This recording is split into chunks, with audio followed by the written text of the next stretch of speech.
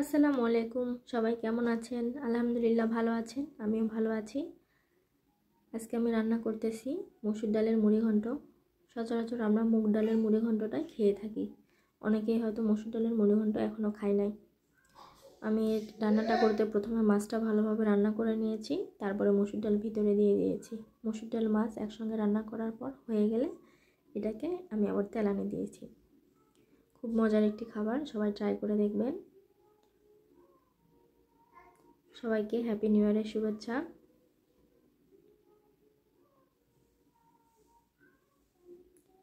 আমার এই ভিডিওগুলি যদি আপনাদের ভালো লাগে থাকে, please like, comment, share and subscribe করিয়েন।